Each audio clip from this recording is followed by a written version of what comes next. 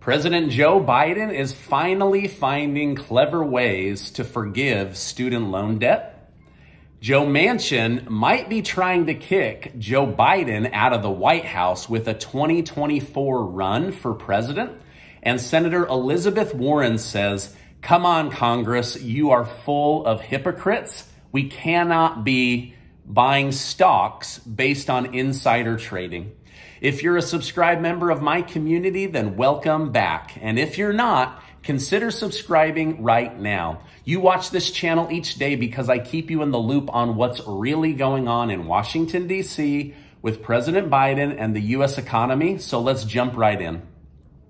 President Biden has made his first major moves in keeping a campaign promise of forgiving student loan debt. Yesterday, the Education Department announced that it would use a one-time waiver and adjustment to retroactively forgive qualifying student loan payments.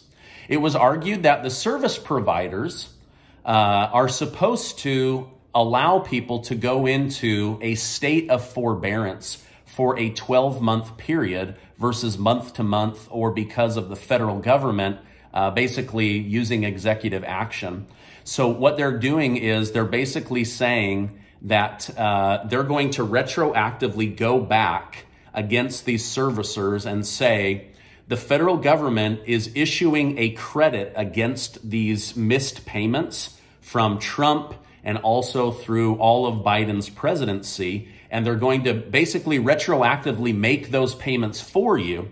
Now, no interest has been accruing against you, and you haven't had to make payments because of the federal government. So now those credits will come in, and it's going to wipe out student loan debt. And they say that this is just the beginning of some of the creative ways that they plan to keep that campaign promise and forgive student loan debt. Now, right now, this will affect about 40,000 people by completely paying off all of their student loan debt, and another 3.6 million will have a large chunk of their student loan forgiveness wiped out. Now, there's about 40 million Americans with high levels of student loan debt, and so you will need to reach out to your loan service provider and see if you qualify based on this new information. Now, this just came out, like this is hot off the press. So maybe wait a week or two, but I wanted to let you guys know about this big news coming out of the federal government as far as issuing credits against all the missed payments because of COVID, right? So basically they would make a COVID pandemic payment on your behalf. Some are seeing this as a student loan forgiveness. Some are saying it's basically like a stimulus check redirected right towards your debt. Let me know your thoughts in the comments. Do you think the federal government should be forgiving student loan debt, or people took this out on their own and they should pay it back on their own? Let me know your thoughts down in the comments. I love reading them. All right, another Joe is looking to be king of the mountain. As of right now, many Democrats are saying that they would like to see Senator Joe Manchin run for president in 2024. I've been telling you that many Democrat analysts, not Republicans, but Democrat analysts are saying Joe Biden is done. His presidency is over. There's no chance that he would win if he ran in 2024. And so Senator Manchin is being called on in the business world and by many Democrats to run for president. They're basically saying, we will help you be the front runner and take this out. Now, some of this is coming from the business world. When they project themselves to the media, they want to be seen as very progressive. But when it comes to running a business, they're actually more moderate, right? And so they're looking for a moderate president. And that's what they thought they were getting with Biden. But he has leaned more progressive than many Democrat presidents in the past, including Obama. And so they're basically saying, listen, we want to back you as the new president of the United States for 2024. Manchin seemed to shut this idea down, at least for now. Some of that could be that he wants to get past these midterm elections before saying anything. But he said, listen, as a Democrat, I'm fiscally responsible and socially compassionate. And if there aren't more Democrats out there like me, then I'll never win. but I believe there are a lot out there. And so anything could be done with the right amount of support. So you see how he didn't say he's not going to run, but he also didn't say he's going to run, right? Kind of like Donald Trump, right? Oh, I don't know what I'm going to do.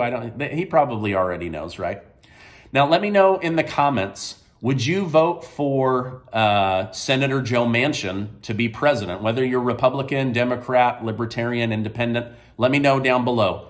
Would you do Joe Manchin, Joe Biden, or someone else? Just do those three answers so that I can read through your comments quickly. All right, now another senator is making the news lately for criticizing rich politicians that are making huge amounts of money from abusing their positions of power, according to Ms. Warren.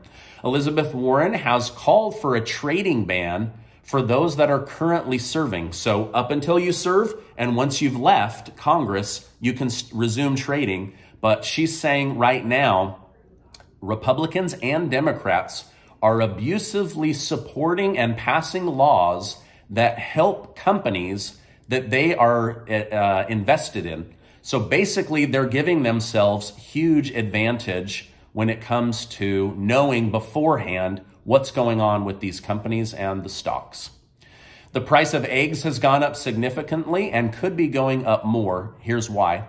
But first, the White House wants you to know this is not Joe Biden's fault, right? It's kind of sad that they have to preface every price increase by now saying it's not the president's fault. And I don't think this one is, right? Farmers all across the United States are dealing with a bout of avian flu requiring them to exterminate millions of egg-laying chickens. And so because of that, supply and demand is getting thrown out of balance on top of inflation and gas prices. So it's like a storm that's forcing the price of eggs up almost faster than beef, right? So something just to be aware of, but also to know the why behind it. Former President Donald Trump has been on a fundraising tear. He's an absolute powerhouse when it comes to raising money. Between the months of January and March of this year, he raised $19 million. While this is a huge number, since leaving the White House, he has raised close to $120 million. The single greatest position ever going into a potential presidency. Now, Many have been critical of Trump, right? For example, Ben Shapiro says that he does not want Trump to run in 2024, but that he likely will slaughter, just basically pummel anybody who tries to run against him because he has such a huge pre-built fan base and so much money to run advertising. But let me know your thoughts in the comments. Do you think that Trump should run? Or should it be a different Republican? Or should people file behind Joe Manchin? Let me know your thoughts. As of right now, Donald Trump has not announced whether he's running for president or not, though many believe that he will. Okay, predictions have been made that say ICE is expecting, that's the Border Patrol, is expecting 600,000 illegal immigrants to be released into the United States between now and fall of this year. This news comes after Biden repealed Trump's Title 42, which blocked people from coming into the country because of COVID.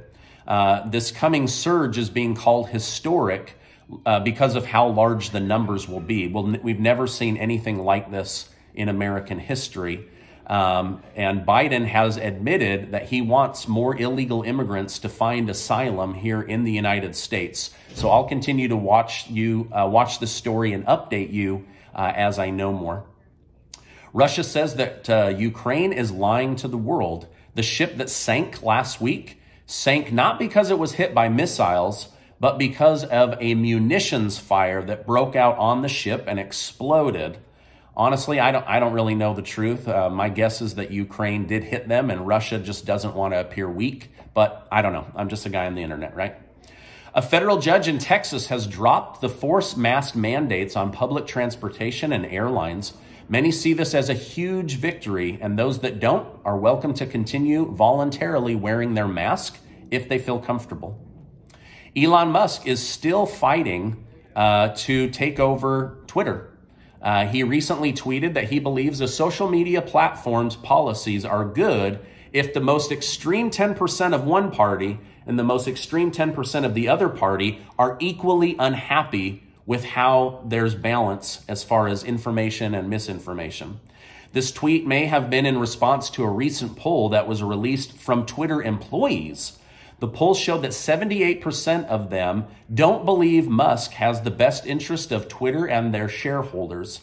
Furthermore, 68% disapproved of his tweet where he stated that he wished that Twitter was a paid service and that all ads were eliminated from the platform. Musk also wants to see Twitter's headquarters turned into a homeless shelter. So still a lot going on. It's believed that Musk would have to privately raise money in order to acquire Twitter, but he's got all the connections of the most wealthy from all around the world, and then he would remain the largest controlling shareholder. But we'll see. A lot of drama going on at Twitter over the fight for who gets to control your mind and the words that you want to say in the public square. Now, many will say, hey, this is a private company. This isn't a public square, but it is. This is where people get their opinions out. And so it'll be really interesting to see where this thing lands over the next couple of months. Now, this is my update for today. As I know more, I will definitely come on and share more with you. Before you go, make sure to check out that link to be one of the winners of the $100 cash gas gift cards that Casey and I are giving away thanks to generous video sponsors. 60 people are going to get gas on Casey and I, and we're just so excited to be able to share that with you. Now, before you go, I just want to remind you that you are amazing. I appreciate you being in my community, and I'll see you on the next video.